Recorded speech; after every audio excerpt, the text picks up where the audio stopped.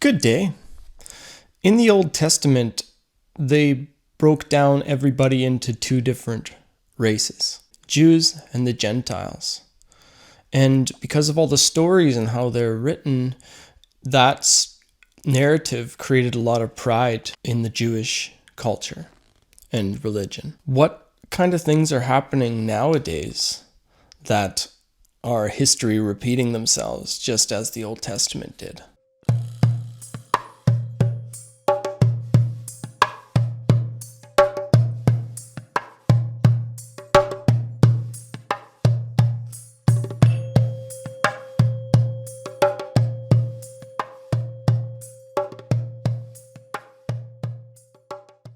So Jesus came down to earth and slashed all of the ideologies that divide us. He slashed down all these ridiculous laws that were put in the Old Testament. He destroyed and slashed away a culture that was causing turmoil and evil through the world.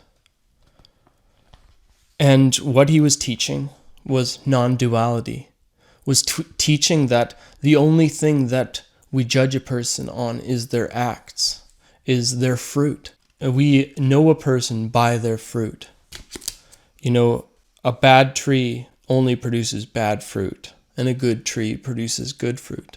This has been a passionate topic for myself because God has been giving me these feelings and these visions that there's going to be some evil that happens around the identity politics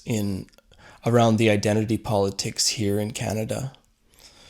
And I'm seeing that divide happen.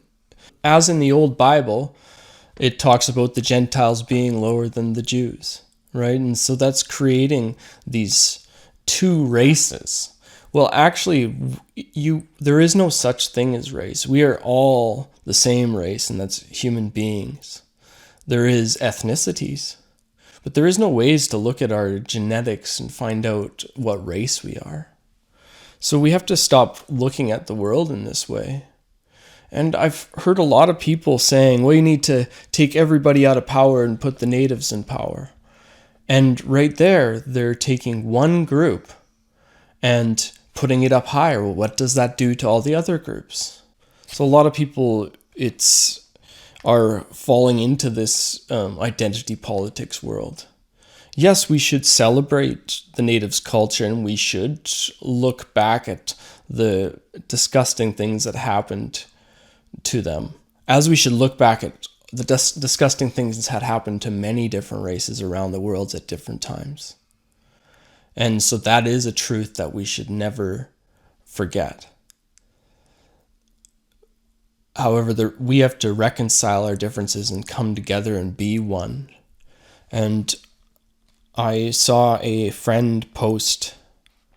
It was a post, and it was about an old prophecy of everybody coming together to fight against one evil force. And it's kind of the same as the Hopi prophecy, where the Rainbow Warriors come together, and they're all different races, class, creeds, and backgrounds that can come together to fight against the evil force in the world.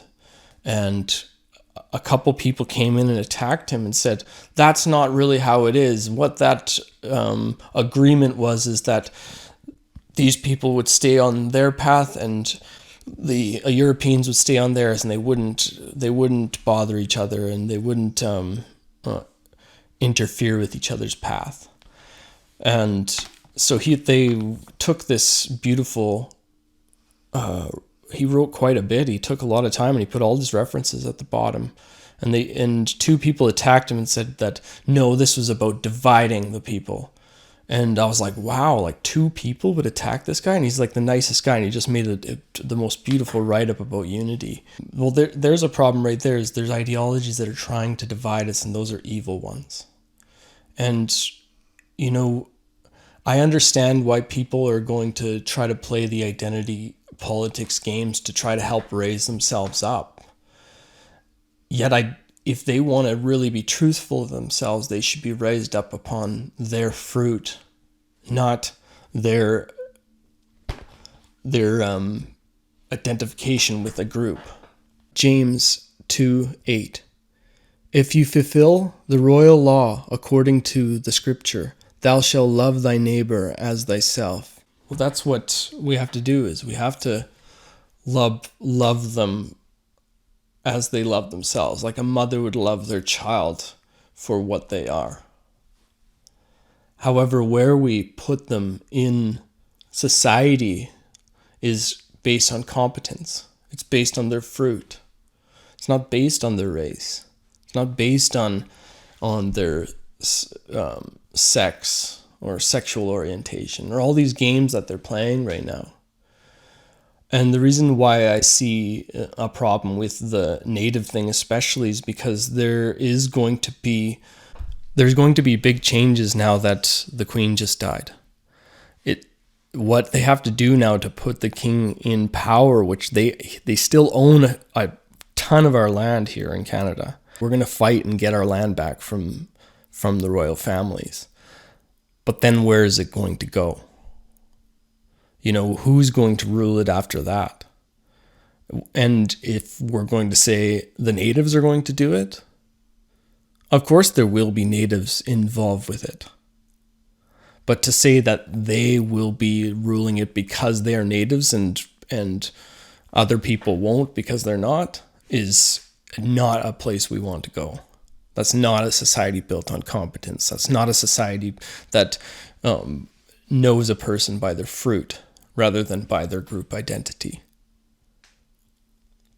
And I know why the government has worked so hard to keep the cynics dead, was because they've already bought some of these native groups, these large ones.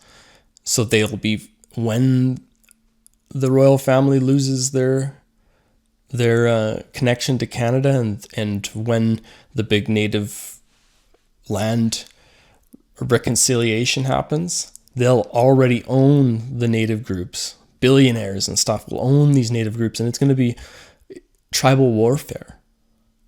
Do we want this place to start to turn into places like the Middle East that are still fighting over the pride that was built by the Old Testament? Still fighting over the land, saying, this is my land, not your land? There's Palestinians that are Jews, okay?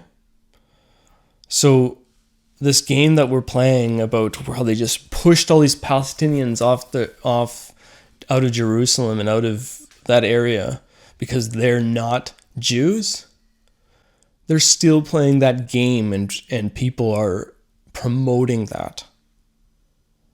That is satanic. That is against what the New Testament, which is the testament that bring in the true knowledge of God.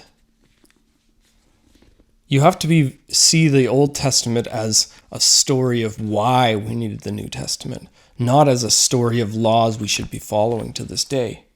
Love thy God with all thy heart. And that means love the God that's within everybody. So really, if you love thy God, you can take the two laws that Jesus gave us, that was love thy neighbor as you love yourself, and love thy God with all thy heart. And how I look at things is you can make it love thy God with all thy heart. And that's it, one law. And the reason you can follow one law is the knowledge that that person in front of you is you. All these people that are fighting each other, they're all a part of us. We're a part of that turmoil. And that's why we have to get involved with cleaning it up and talking about it. We can't just avoid these topics. I want elders circles coming together and ruling our municipal areas.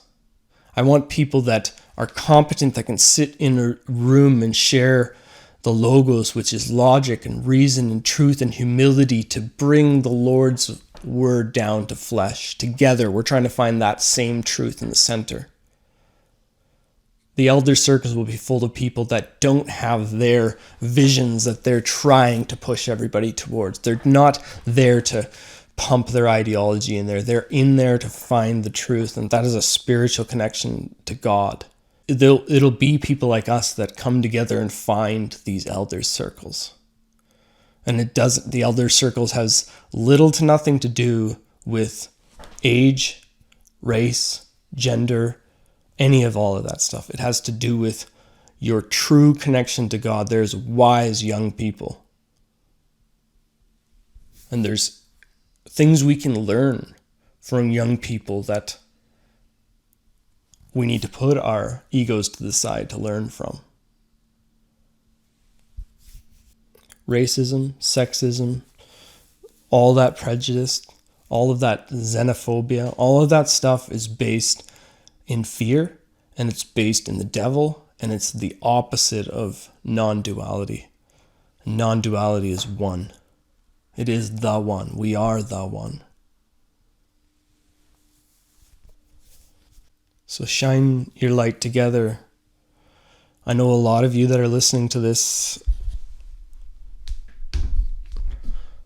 I'm just preaching to the choir because this is your faith. And I know that a lot of you are the Rainbow Warriors, and a lot of you are the 144,000 from Revelation. A lot of you are the end time prophecy coming true. It takes many, many of us to help bring this prophecy to fruition. And this prophecy brings us to a golden age. All of these people, these false prophets, we will know by their fruit. If they're trying to divide us and play these games of identity and all of this thing that pushes away from competence hierarchies and us seeing people for their true fruit and good fruit, those are the false prophets. Those are the false leaders. So the ones that are talking about coming to that higher truth and knowing that is a negotiation with the high elders of the community, those are true leaders. Those are true elders, and those are the ones that are going to be put in those positions by God himself. So much love and God bless.